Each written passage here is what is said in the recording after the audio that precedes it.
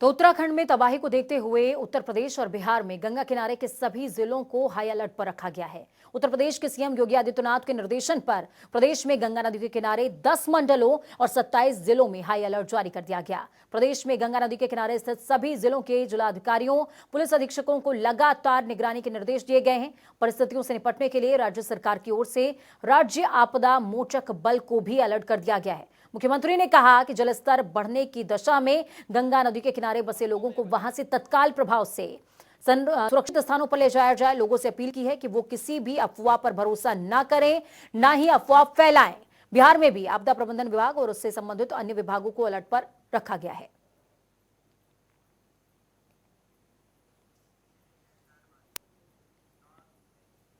तो उत्तराखंड के चमोली जिले में ग्लेशियर टूटने से हुए हादसे में सैकड़ों लोगों के लापता होने की खबर है। हादसे में अभी तक 14 लोगों की मौत हो चुकी है। आपको बता दें कि 14 से ज्यादा ये संख्या है। 19 के करीब शव बरामद हो चुके हैं। तो इसके अलावा यूपी के लखीमपुर खीरी जिले से अभी तक करीबन 50 मजदूर लापता बताए जा रहे हैं। ये सभी मजदूर वहां प्रोजेक्ट पर काम कर रहे थे। इस हादसे के बाद ज्यादातर परिवारों को अपने से उनका संपर्क नहीं हो पा रहा है। खबर के मुताबिक सभी मजदूर लखीमपुर के निघासन तहसील क्षेत्र के रहने वाले बताए जा रहे हैं। तपोवन में बनी सुरंग में अभी तक कई लोग फंसे बताए जा रहे हैं। रात भर लोगों को बाहर निकालने का रेस्क्यू ऑपरेशन जारी रहा और ये रेस्क्यू ऑपरेशन अभी भी जारी है। तपोवन सुरंग से कुछ लोगों को बाहर निकाला जा चुका है। हादसे के बाद सुरंग में काफी मलबा भरा हुआ है। सुरंग को खोलने का काम लगातार जारी।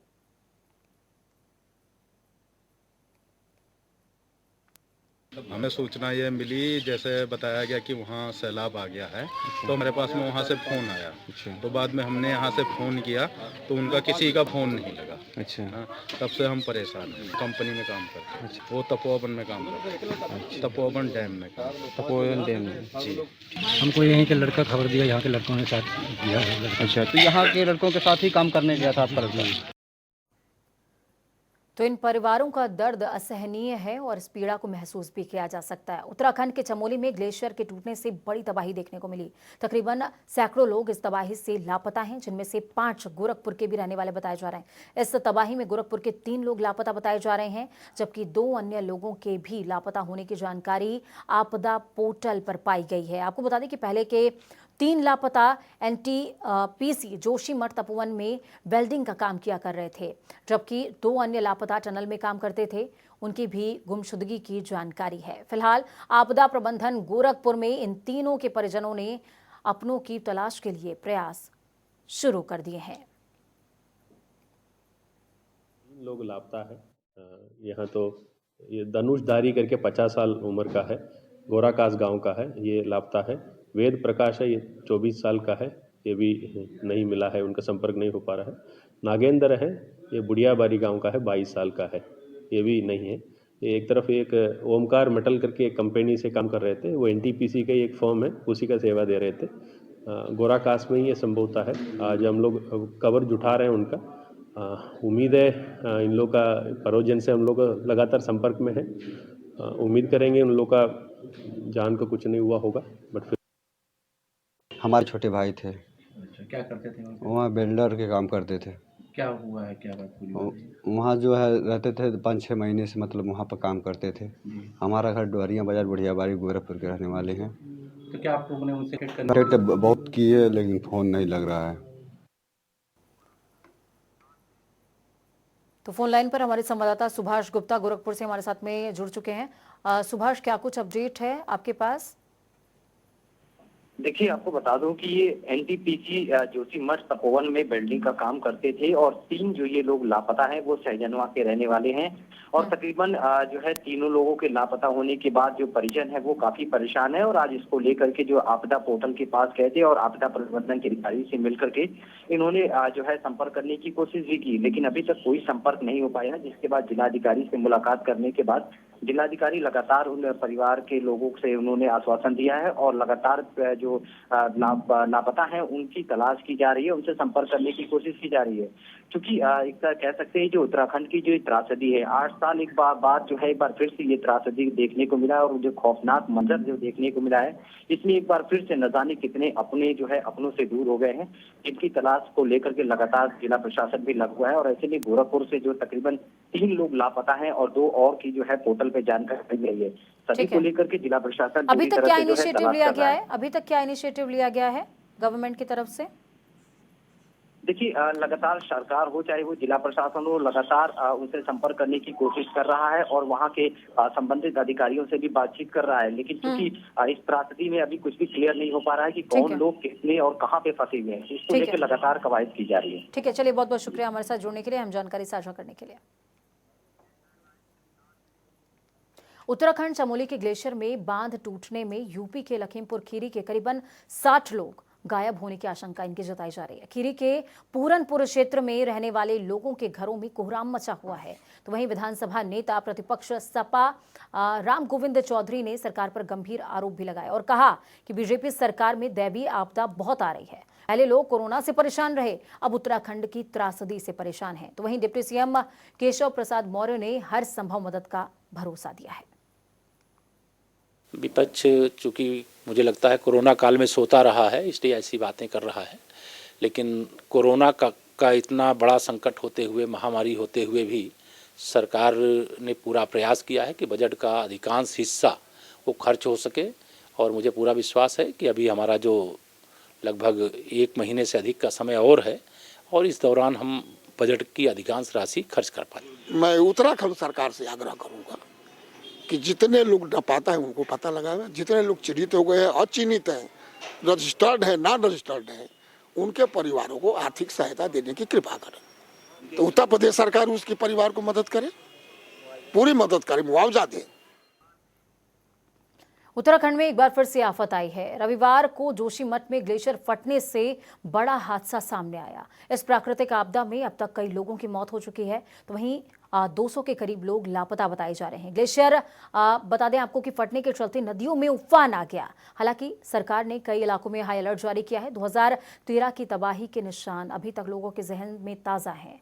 आज हम आपको उत्तराखंड में बीते 3 दशकों के दौरान आई प्राकृतिक आपदाओं के बारे में ग्राफिक्स के जरिए बताएंगे। देखिए, वर्ष 1991 में उत्तरकाशी में भूकंप आया। अविभाजित उत्तर प्रदेश में अक्टूबर के दौरान यह आपदा आई थी। आपदा में कम से कम 768 लोगों की मौत हुई थी। तो वहीं हजारों घर तबाह हुए थे। 1998 में मालपा भूस्खलन का मामला, पिथौरागढ़ जिले का छोटा सा गांव मालपा भूस्खलन के बाद अव्यवस्थित हो गया। हादसे में 55 कैलाश मानसरोवर श्रद्धालुओं समेत करीबन 255 लोगों की मौत हुई थी। वहीं भूस्खलन से गिरे मलबे के चलते शारदा नदी बाधित हो गई थी। तो वहीं 1999 चमोली में भूकंप आया। चमोली जिले में आए 6.8 तीव्रता का भूकंप था। भूकंप के चलते सड़कों और जमीन में दरारें पाई गई थीं। जून में एक ही दिन में बादल फटने के बाद 2013 का मामला कोई नहीं भूल सकता। ये मंजर भयावह था। आपको बता दें कि 5700 से ज्यादा लोगों की इस आपदा में जान चली गई थी और ये सरकारी आंकड़े हैं। 4 धाम को जाने वाले घाटी बाधित हो गई। 3 लाख से ज्यादा लोग फंसे रहे, जिनका रेस्क्यू ऑपरेशन लगातार चलता रहा।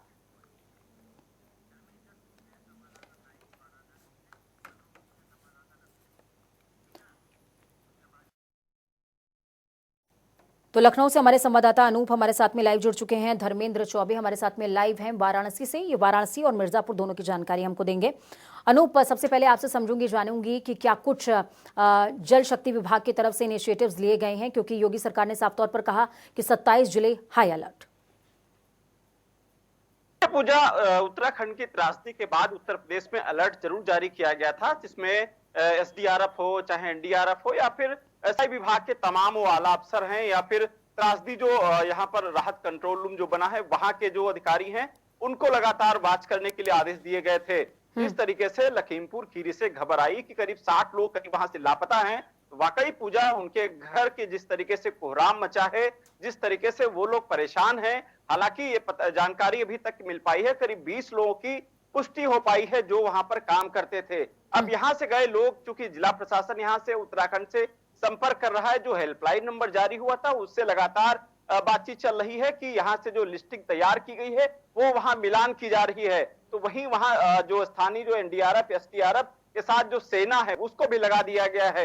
यानी जल्द से जल्द उत्तर प्रदेश सरकार हो चाहे उत्तराखंड सरकार हो, ये कोशिश कर रही है कि ज्यादा से ज्यादा जो बाहर हेल्पलाइन बात हो रही उनकी तलाश जारी लगातार की जाए और लोग को ढूंढा जाए, आखिर वो कहाँ फंसे हैं वो लोग और किस तरीके से की हालात में है। जिस तरीके से हालांकि विपक्ष भले ही निशाना साध रहा हो, लेकिन उत्तराखंड सरकार उत्तर प्रदेश सरकार दोनों ही काम कर रही है उसको लेकर कि ताकि जो उत्तर प्रदेश से लोग गायब हैं, जो रोजी रोटी की तलाश में उत्तराखंड गए थे, उनको सकुशल ढूंढा जा सके। अगर सुरक्षित हैं तो उनको घर तक पहुंचाया जाए या फिर किसी अगर विषम परिस्थिति में है तो उनकी मदद की जाए।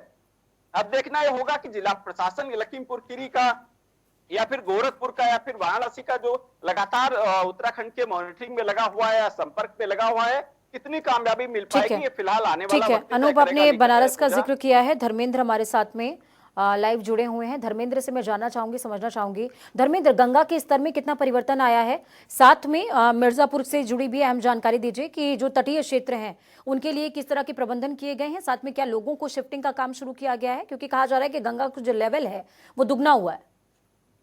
बिल्कुल पूजा, मैं दिखाना चाहूंगा आपको। देखिए वाराणसी में गंगा का घाट है ये, और मिर्जापुर की बात की जाए तलहटी इलाके हैं और इस पे प्रशासन लगातार मॉनिटरिंग कर रहा है। देखिए फोर्स के लोग हैं हमारे साथ, क्षेत्राधिकारी आस्था जायसवाल जी हैं, इनसे हम जानते हैं कि किस तरीके से ये लोग मॉनिटरिंग कर रही हैं और स्थानीय जो ग्रामीण हैं इनको इन लोग कैसे मॉनिटर करके बता रही हैं और समझाया जा रहा है कि गंगा का जल स्तर अगर फ्लोट एक बैग बढ़ता है तो उसमें किस तरीके से किया जाएगा।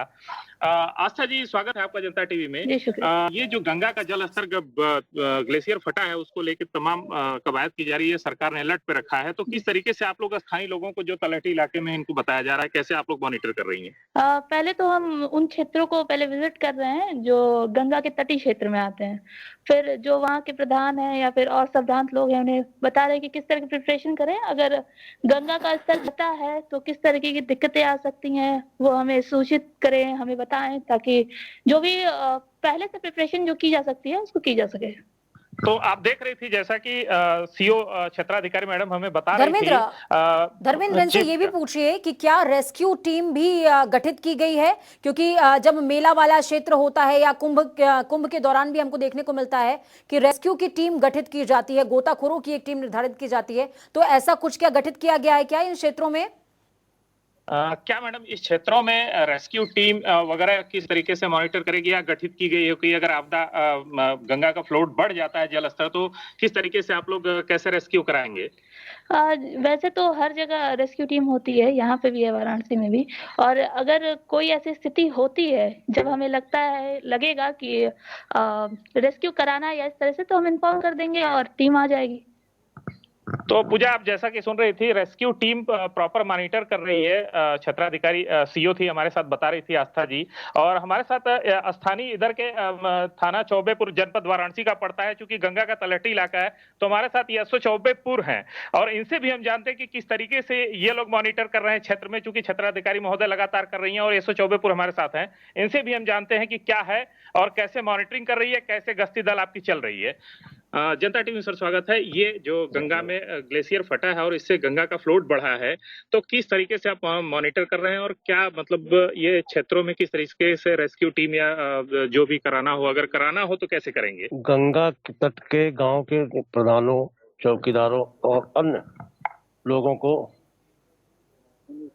अलर्ट किया जा रहा है कि आप लोग गंगा की तरफ, गंगा बढ़ते जल स्तर को देखते हुए न जाएं।